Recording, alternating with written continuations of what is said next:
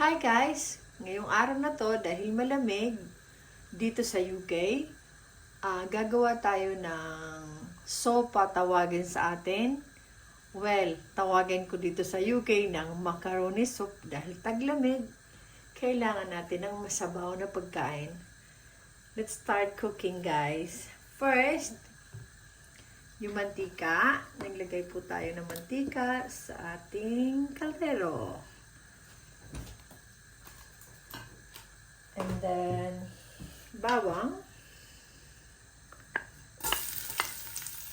Ito yung pagkain natin sa Pilipinas pag taglamig. Kaya dito sa UK ngayon, magluluto din ako dahil nga sobrang lamig. Autumn pa lang, pero napakalamig na. Kaya, kailangan natin ng sabaw na konti. Bawang at sibuyas, onion. Yan po siya. Yung mga ingredients po, nilagay ko na po siya dyan. Pero sasabihin ko rin pa isa-isa habang nilalagay natin siya ng pa isa-isa. At hahaluan po natin siya ng pork mince, 5% fat. Para maging malasa ang ating sopa. Lutuin lang natin yung sibuyas niya. Sibuyas. Yan. Tagal-tagal ko rin hindi nagluto. Nag-upload pala. So, ngayon guys, ilalagay na natin yung giniling natin.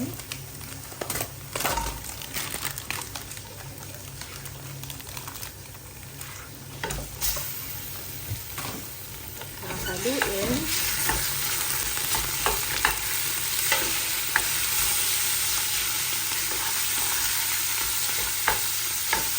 Haluin po natin siya hanggang maging brown na maluto talaga siya.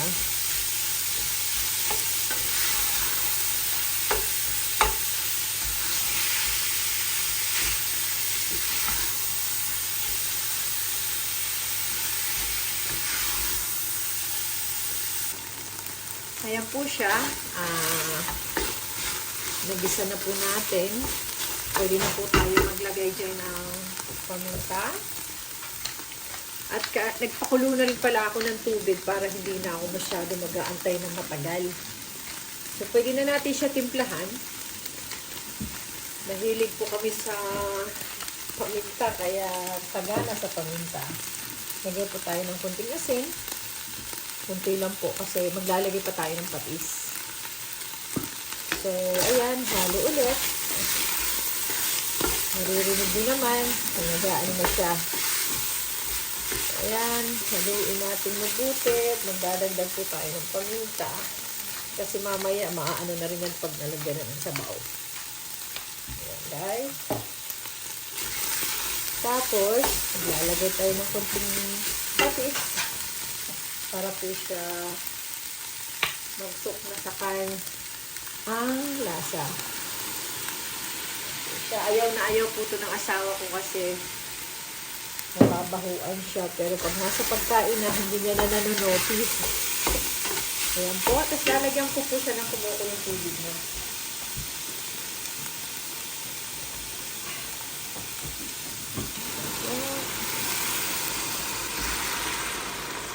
Tubig na kumukulo para hindi tayo magpakulo kasi kung ano, mag-aantay pa tayo na matagal. Nagpakulo na ako ng tubig.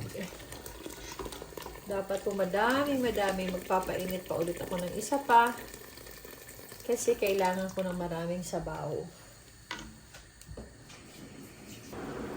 Ayan po, kumulo na po siya. Ang bilis kasi nga pinakulo ang tubig na yung nilagay ko. So maglalagay po tayo ng ibab, pampalasa. Yan. Gatas pa more. Lalagay natin siya ng isang, hindi naman kasi ito buo. Hindi siya punong-puno. So, maglalagay tayo ng gatas para mas creamy. At, maglalagay tayo ng isang double cream para mas malasa, guys. Ayan, tapos pakukuloyin natin siya, tapos ilalagay na natin ang pasta. Pakuluin lang natin siya. At ilalagay na natin yung ating pasta. Tinimplahan ko na rin siya, guys, para pag nilagay ko yung pasta, templado na siya. Tapos lagay na natin nga itong yung milk saka yung cream para mas malasa. Ayun, hindi na tuloy kumulo. Kukulo ulit pala kasi malamig yung cream. Saka yung gatas. So, antayin lang natin siyang kumulo. Madali lang naman yung kumulo. At timplahan natin ulit.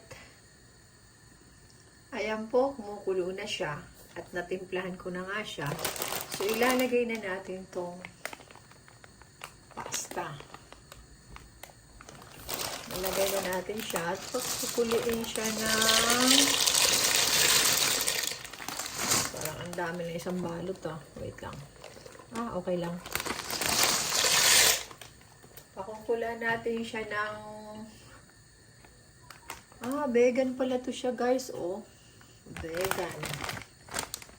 So, pakukulan siya ng 10 to 12 minutes. Tapos, ayan siya. Guys, meron pala akong nilalagay na isang, ano ba tawag sa atin ito? What do you call this, Pablo? Panglagay sa soup. Ito po ay galing sa Bulgaria, sa asawa ko. Ang pangalan po nito is Chubryska. Chubryska. Ayan po siya.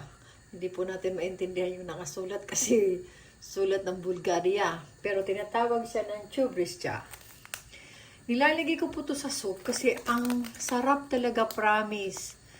Well, sa atin siguro mga Pilipino na na hindi sanay, hindi natin siya ma-appreciate. Pero sa amin kasi, nasanay kami na tuwing nagluluto kami ng, para din siya pwede sa pizza, yung nilalagay siya na herbs. Ito yung nilalagay, na parang pampalasa siya. So, ito yung nilalagay ko rin sa soup. Nilalagay ko siya. Ang sarap talaga, promise. Malasang malasa siya. Tsaka hindi siya nakakaumay, diba? Dahil may gatas siya, tsaka may double cream. Parang nakakaumay siyang kainin. Pero pag meron siya nito, ang sarap. Ang sarap niya. Tsaka ang lasa talaga. So, gustong-gusto ko to. Gustong-gusto din ng mga bata. Yan siya. Ang sarap, promise. Tapos, aantayin po natin siya ng 10 to 12 minutes. Pero bago pa siya 10 minutes, ilalagay ko na po yung gulay. Para hindi naman po siya maging lutong-luto yung pasta natin. So, kailangan din natin babantayan kasi siyempre maglalagay pa tayo ng gulay para sabay siyang maluluto yung pasta, tsaka yung carrots, tsaka yung cabbage. Tsaka maglalagay pa din pala tayo ng Frankfurt sausage. So, talagang malasa siya. Yan yung way ng pagluto namin dito, kung ano yung meron. Pero ito naman is kompleto talaga sa ingredients. So, antayin lang natin siya na mag 5 to 8 minutes para medyo maluto-luto lang ng konti yung pasta niya. Ayan po, guys. Tinikman ko na yung pasta. Medyo half cook na siya. So, ilalagay na natin tong carrots. Para pag naluto ang pasta, luto na rin tong carrots. At ilagay na rin po natin yung Frankfurt na sausage. Para ang lasa talaga andun na. So, let's move it. Remove and remove.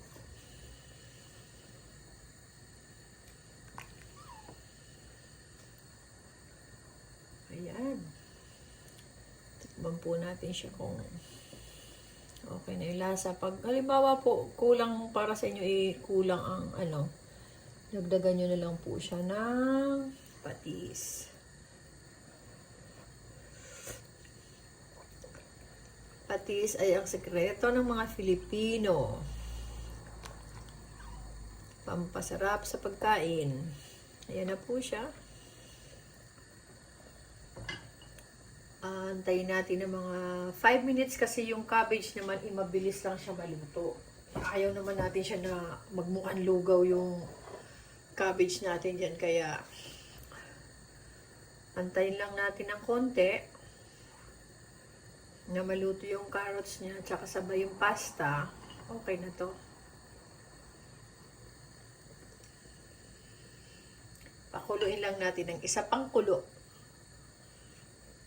At pwede na tayong kumain. Ayan na po siya, guys. Tinikman ko ulit yung pasta. Okay na po siya.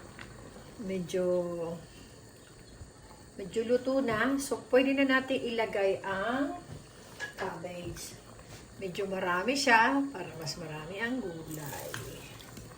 Ayan na po natin siya para isang kuluan lang din to. Okay na. Kasi hindi naman natin nahayaan na labsak yung ating gulay. Kasi masarap pa din yung crunchy ng konti. So, ipapatong lang natin siya habang kumukulo yung sabaw.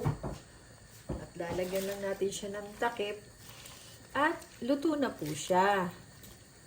Okay? Ayan na po. Tatakpan ko lang po yan. At hindi ko na siya yung pakukulaan pa talaga kasi maluluto na rin siya pag tinakpan mo. So, takpan lang natin. At after mga 2 to 3 minutes, okay na po siya. Okay guys, enjoy po. Sana enjoy kayo sa panunood at gawin nyo rin sa mga family nyo. Thank you!